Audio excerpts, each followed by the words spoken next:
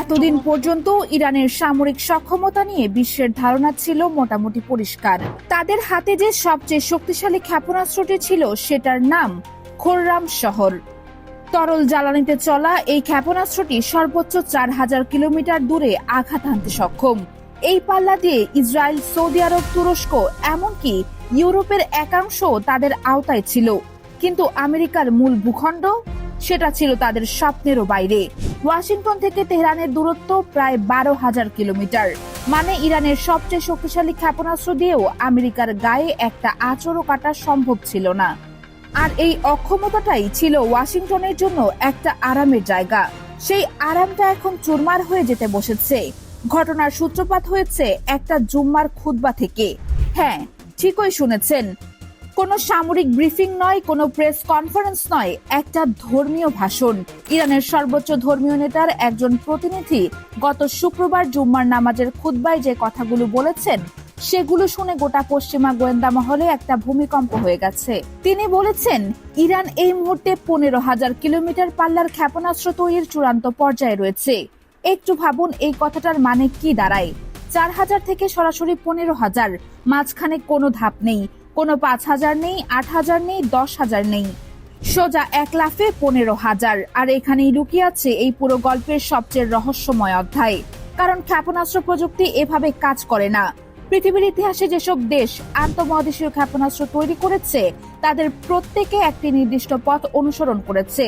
প্রথমে মাঝারি পাল্লা, তারপর ধীরে ধীরে দূরপাল্লা, তারপর আরো বেশি দূরত্ব।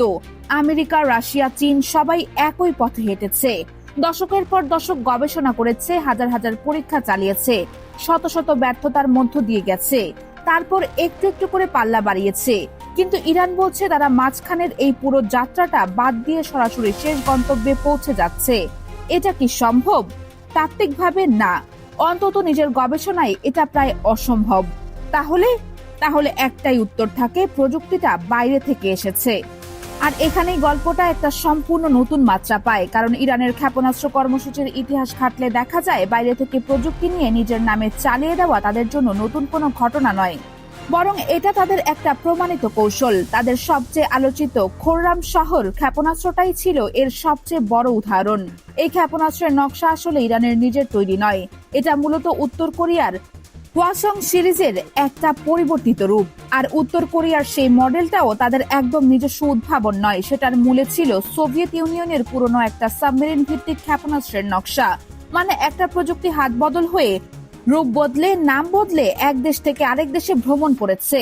আর এই ভ্রমণের প্রতিটা স্টপেজে সেটা আরো শক্তিশালী হয়ে উঠেছে। এখন প্রশ্ন হলো, এবারের ক্ষেত্রে সেই বাইরের উৎস কে? ইউক্রেন ভিত্তিক প্রতিরক্ষা বিশ্লেষণী সংস্থা ডিফেন্স এক্সপ্রেস এই প্রশ্নের উত্তর খুঁজতে গিয়ে যে তথ্য সামনে এনেছে সেটা রীতিমতো শিহরণ জাগানো। তাদের বিশ্লেষণ অনুযায়ী আঙ্গুল যাচ্ছে সরাসরি পিয়ংইয়ং এর দিকে। উত্তর কোরিয়া গত কয়েক বছরে অন্তত 3টি ক্ষেপণাস্ত্র পরীক্ষা করেছে, যেগুলোর পাল্লা 15,000 কিলোমিটার বা তারও বেশি।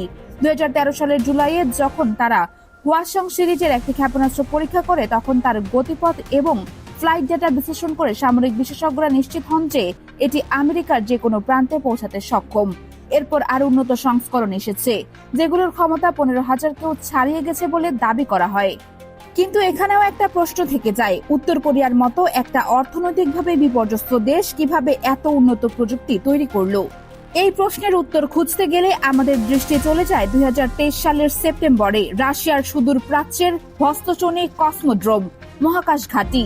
সেখানে কিম জং উন আর ভ্লাদিমির পুতিন মুখোমুখি দেখা করেন। দুই নেতার মধ্যে কি আলোচনা হয়েছিল তা পুরোটা জানা যায়নি, কিন্তু এরপর থেকে দুই দেশের সামরিক সম্পর্কে যে পরিবর্তন এসেছে সেটা দেখলে অনেক কিছুই পরিষ্কার হয়ে যায়।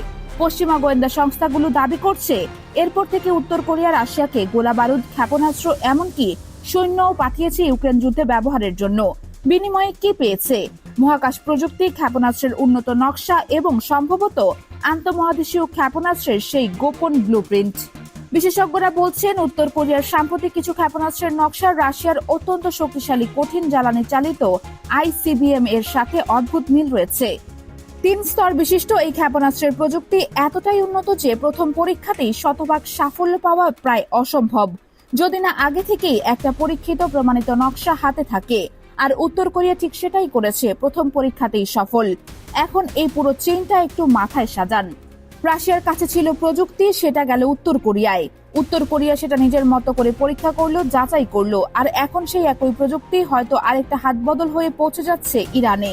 মস্কো থেকে পিয়ংইয়ং, পিয়ংইয়ং থেকে তেহরান, একটা অদৃশ্য সামরিক করিডোর, যেখানে কোনো আনুষ্ঠানিক চুক্তি নেই, কোনো প্রকাশ্য ঘোষণা নেই, কিন্তু প্রযুক্তির প্রবাহ চলছে নিরবিচ্ছিন্নভাবে। তবে এখানে একটা গুরুত্বপূর্ণ সতর্কতা দরকার। এই পুরো বিষয়টা এখনো নিশ্চিতভাবে প্রমাণিত নয়। ইরানের কাছে 15,000 কিলোমিটার পাল্লার কোনো ক্ষেপণাস্ত্র আছে এবং সেটা সফলভাবে পরীক্ষিত হয়েছে, এমন কোনো দাপ্তরিক তথ্য এখনো সামনে আসেনি।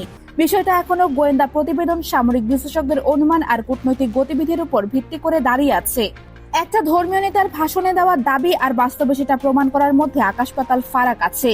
কিন্তু সমস্যা হলো, এই ধরনের ক্ষেত্রে অনুমানকে হালকা করে দেখার বিলাসিতা কারো নেই। কারণ যেদিন অনুমান বাস্তবে রূপ নেবে, সেদিন প্রতিক্রিয়া দেখানোর সময় থাকবে না। আর ঠিক এই ভয়টাই এখন ওয়াশিংটনকে তাড়া করছে। ভূরাজনৈতিক দিক থেকে এই ঘটনার তাৎপর্য বিশাল। এই মুহূর্তে পৃথিবীতে যেসব দেশের কাছে আন্তঃমহাদেশীয় ক্ষেপণাস্ত্র আছে তাদের সংখ্যা হাতে গোনা।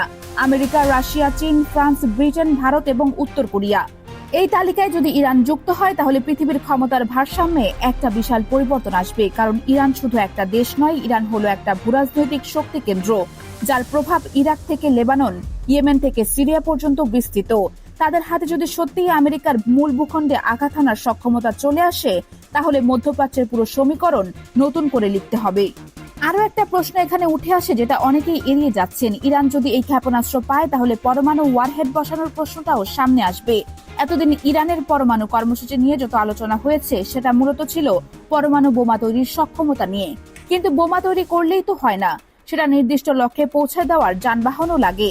আন্তঃমহাদেশীয় ক্ষেপণাস্ত্র হলো সেই যানবাহন। মানে যদি একদিকে পরমাণু সক্ষমতা আর অন্যদিকে 15,000 কিলোমিটার পাল্লার ক্ষেপণাস্ত্র দুটোই একসাথে হাতে আসে, তাহলে কি হবে সেটা কল্পনা করতেও গা শিউরে ওঠে।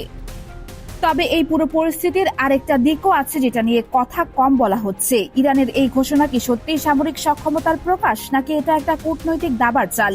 মনে রাখতে হবে, এই ঘোষণাটা এসেছে এমন একটা সময়ে যখন আমেরিকার সাথে ইরানের সম্পর্ক চরম উত্তেজনায়। ইসরায়েল ফিলিস্তিন সংকট চলছে, হুতি বিদ্রোহীদের সাথে পশ্চিমা জোটের সংঘাত বাড়ছে। এই পরিস্থিতিতে ইরান হয়তো চাইছে ওয়াশিংটনকে একটা বার্তা দিতে, আমাদের সাথে আলোচনার টেবিলে না বসলে পরিণতি ভয়াবহ হবে। এটাও একটা সম্ভাবনা। আর কূটনীতিতে এই ধরনের মনস্তাত্ত্বিক চাপ তৈরি করা খুবই পুরনো একটা কৌশল।